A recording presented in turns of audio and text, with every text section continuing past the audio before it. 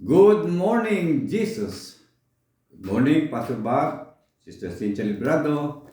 Good morning, Pastor Joel and Sister Lydia Buhia at sa lahat ng mga pastors na kasama natin dito sa The Nights of Praise ng living ng New Life Fellowship, mga kapatid, mga pastors, lahat ng mga prayer warriors, at lahat ng mga kapatid na nakakasama natin lagi sa ganitong mga pagkakatipon.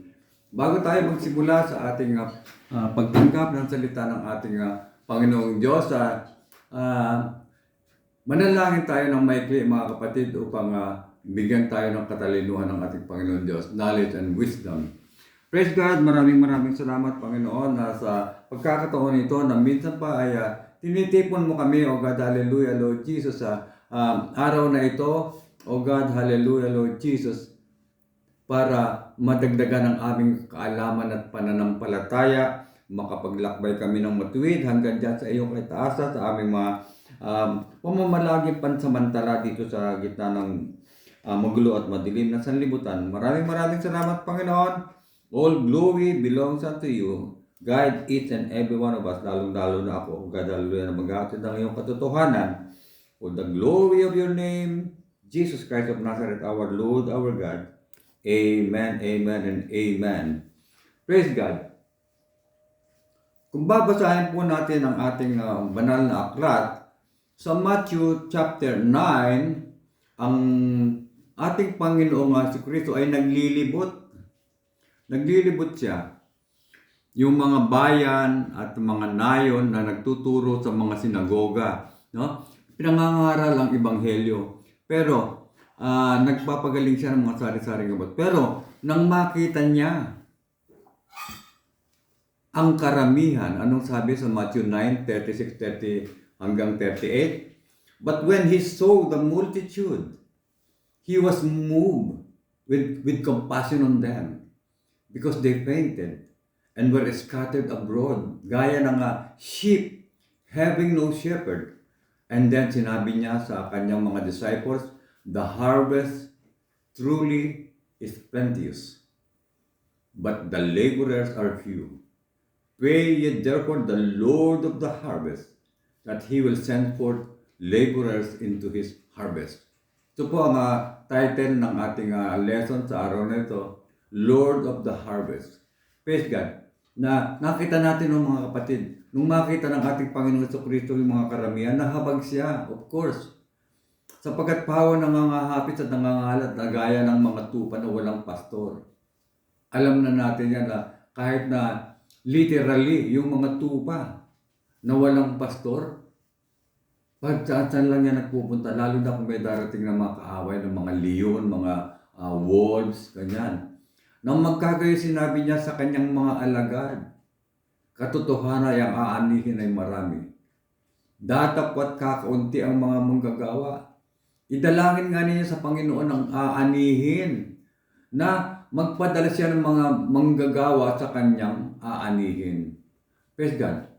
Ang ating Panginoon Kristo, ulitin ko lang po ay He was moved to compassion because He saw so many wandering. Parang palibot-libot lang, hindi malaman kung saan magpupunta. About, gaya ng mga sheep with no shepherd. Alam niya na ang dakilang pangangailangan ay they had great need, were without guidance, had no real purpose, and were hungry. Nagugutom. Walang malamang gawin. Sa agricultural world, mga kapatid, abundant crops are produced because the farmer plows, inaararo yung lupa, magtatanim siya, and then patiently tends them. Inaalagaan niya. He worries about the crops. They are something he cares about financially and emotionally. Lalong-lalo na sa atin, kapanahonan ng mga bagyuhan. Inaalala yan ng mga magsasaka, ng mga nagtatanim. May parating na bagyo. Yung kanyang aanihin ay malapit na, pwede nang anihin. Time come for reaping. He cannot harvest the crop alone. Hindi na yan ma-harvest, hindi yan maaanin nag-iisa. Kailangan niya ng workers, mga manggagawa, to help bring in the harvest before it is too late. Bago maging muli ang lahat, kinakailangan na madala niya yung mga ani.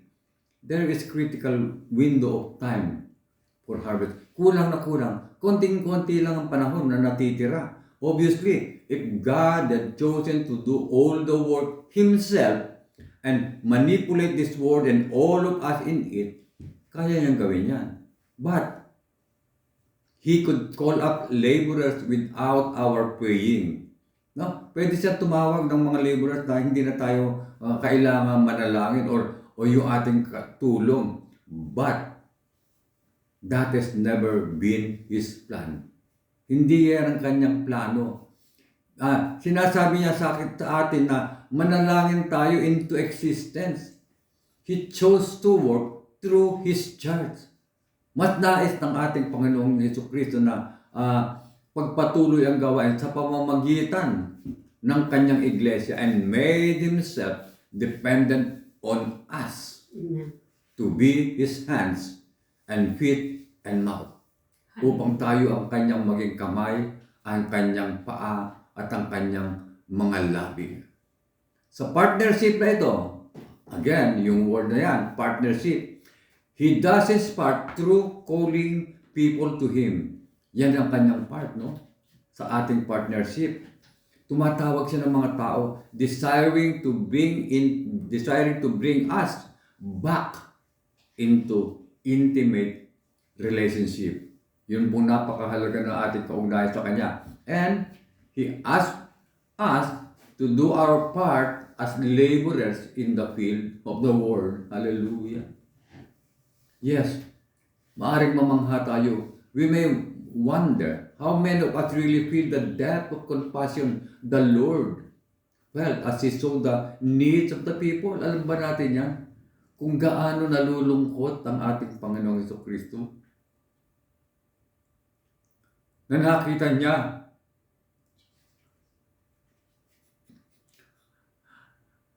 napakaraming tao ang naghihintay. Do we truly mourn? Tayo ba yung nalulumbay sa kakulangan ng laborers? Do we personally have a deep sense of praying to which Jesus has called us? Tinawag na tayo. Kung ang ating Panginoon ay ginagawa yung kanyang part, ang kanyang bahagi, and we can be assured that He is, nakakasiguro tayo ginagawa niya yung kanyang part. Praise God. Then we can know there is a harvest today to be gathered in God's Spirit is unhindered. Praise God.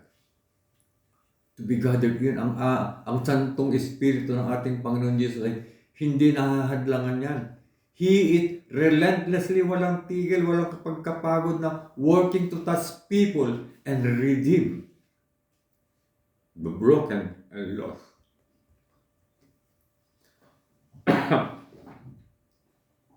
Because of His compassion and calling, souls are waiting for someone to speak truth to them. Without God's word and the purpose and direction from it, they wander, nagsisipangala. They are attracted to other things that capture their attention. Kung ano yan makapagbigay ng pagpupunas sa kanila. They are searching for something to make feel whole, something to give them purpose. So they look to other things. They look to money.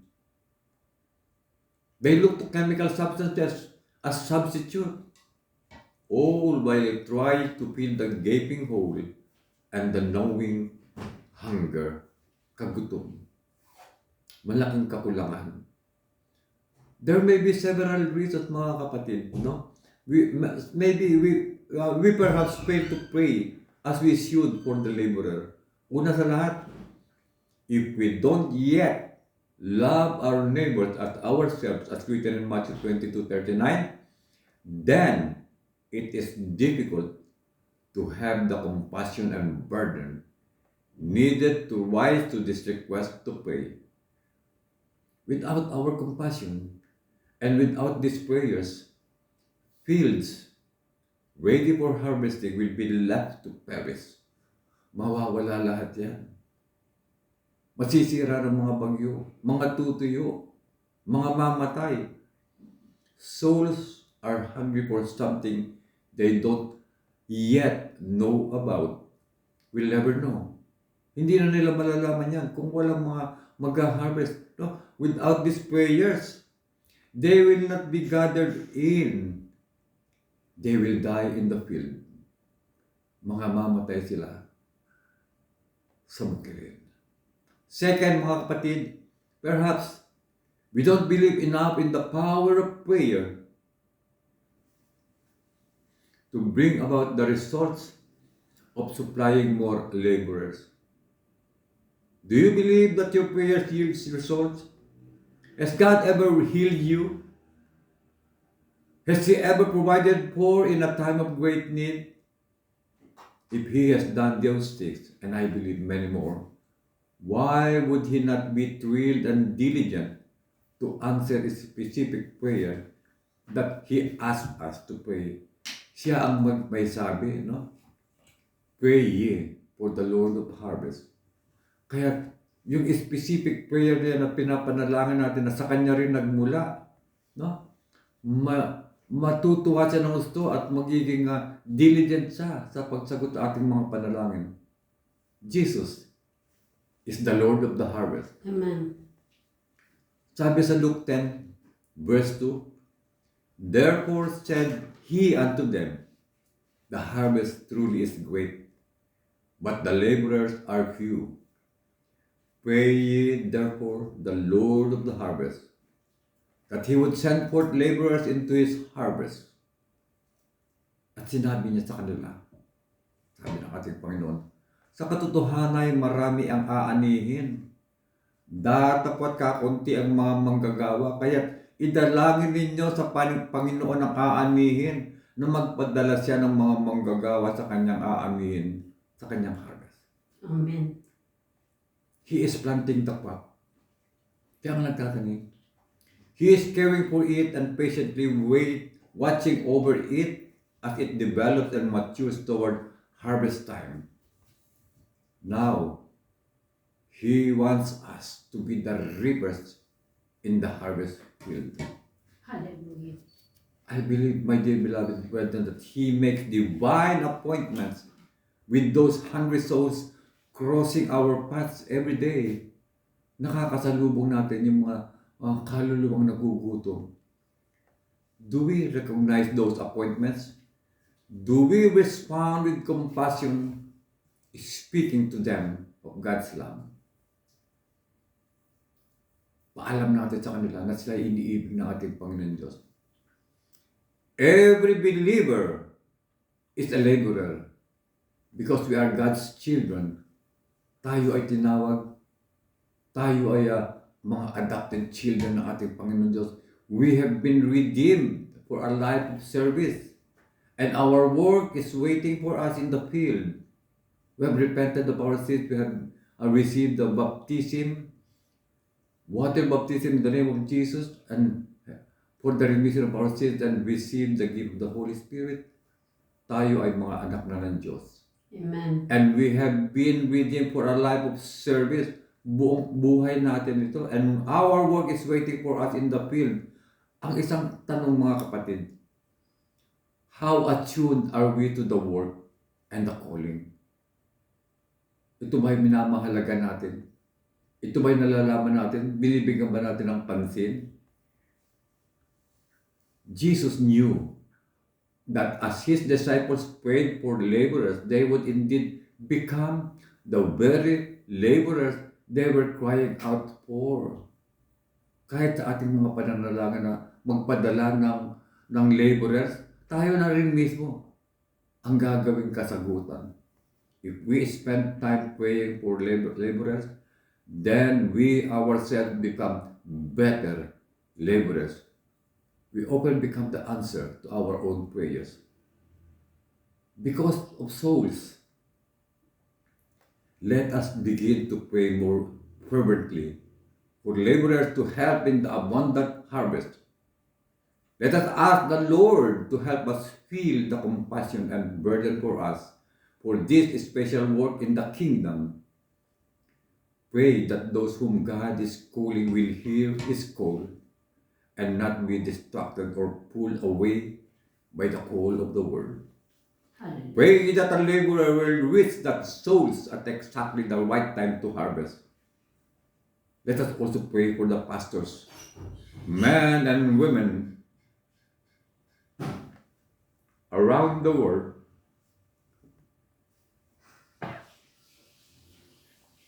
whom God is using as He places in their hands the precious treasure of souls being harvested. Ano ang sinasabi sa Galatians 6:9? And let us not be weary in well-doing, for in due season we shall reap if we faint not. Huwag kayong mga pagod sa paggawa ng mabuti sapagkat sa kapanahonan ay magsisipag-ani tayo kung hindi tayo manghihimagon. Praise God. Sa katapusan mga kapatid, pray that all of us as laborers will not become weary in well-doing but continue to pray and work in the area of ministry to which He has called us because of souls. Amen. Maraming salamat mga kapatid at patuloy tayong gamitin ng ating Panginoong Diyos Hallelujah. to gather, no?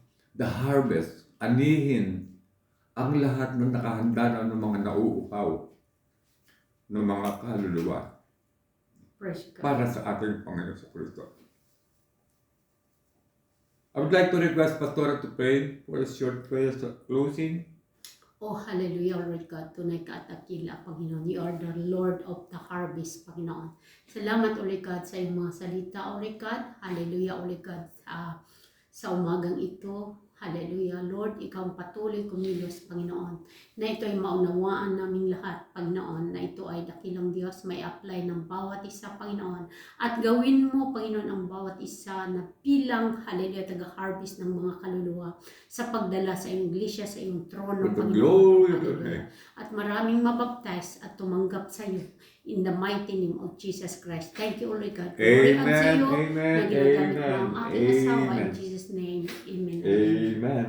God bless everyone. Maraming salamat po sa pakikibahagi sa ating gawain tuwing umaga sa ating prayer morning devotion ng New Life Fellowship, The Night of Praise, Hong Kong, UPCI. Maraming salamat and God bless everyone. God bless everyone.